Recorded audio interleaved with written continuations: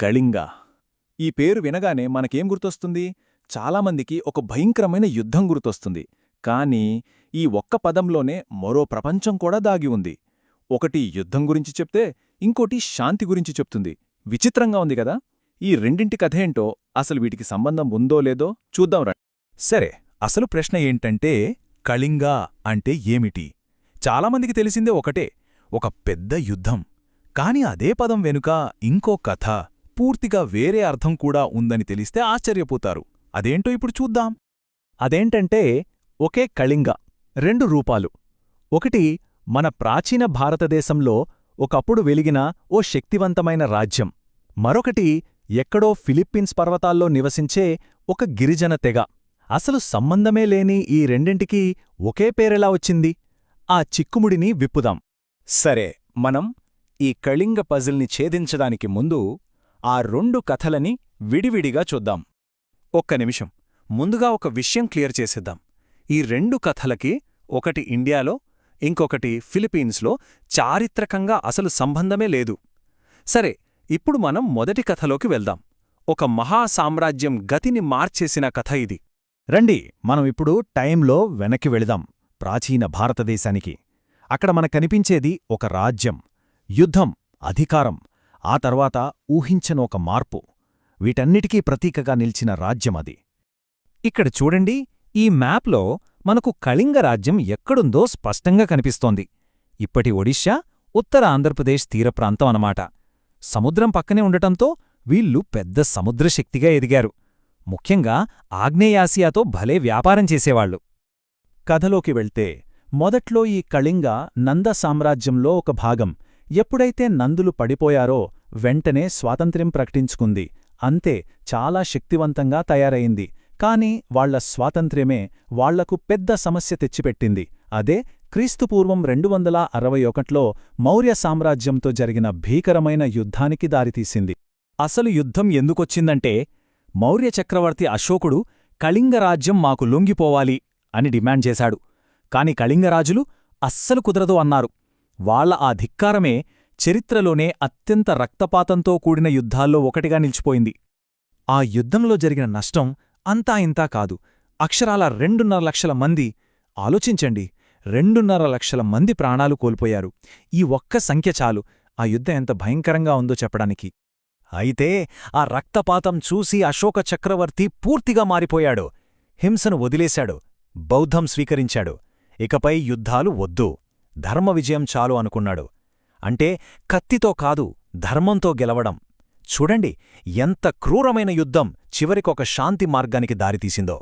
సరే, ఇప్పుడు ఈ యుద్ధకథను ఇక్కడే ఆపి మనం ప్రపంచంలో మరో మూలకు వెళదాం, ఫిలిప్పీన్స్కి. ఇక్కడ కూడా కళింగ అనే పేరు ఉంది, కాని దాని కథ పూర్తిగా వేరు. ఇది ధైర్యం, సంప్రదాయం, ఇంకా ఒక అద్భుతమైన న్యాయ వ్యవస్థకు సంబంధించిన కథ. రైట్, ఇప్పుడు మనమున్నది ఉత్తర ఫిలిప్పీన్స్లోని కార్డిలెరా పర్వతాల్లో. ఈ ఎత్తైన కఠినమైన పర్వతాలే కళింగ అనే గిరిజన ప్రజల నివాసం. వీళ్లదో ప్రత్యేకమైన సంస్కృతి. చిన్న చిన్న గ్రామాల్లో జీవిస్తారు. స్పానిష్ వాళ్లు వచ్చినప్పుడు వాళ్లను చాలా గట్టిగా ఎదుర్కొన్నారు.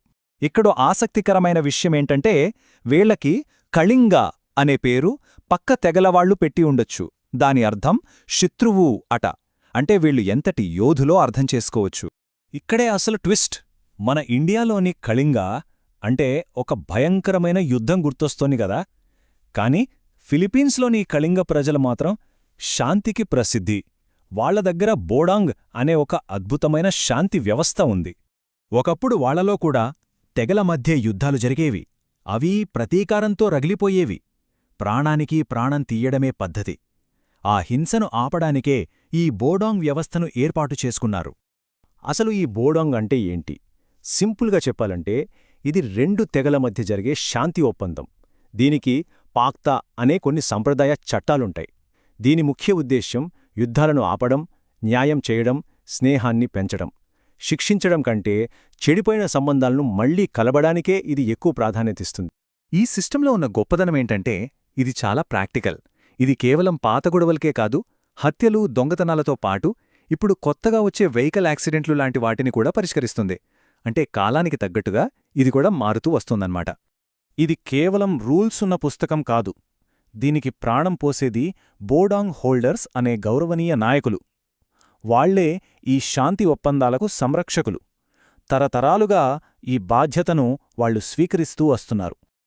చూశారుగా, మనం రెండు పూర్తి భిన్నమైన కథలు విన్నాం. ఒకటి ప్రాచీన యుద్ధం, ఇంకొకటి ఆధునిక శాంతి వ్యవస్థ. సరే, ఇక మనం మొదట వేసుకున్న పజిల్ని సాల్వ్ చేసే టైమొచ్చింది.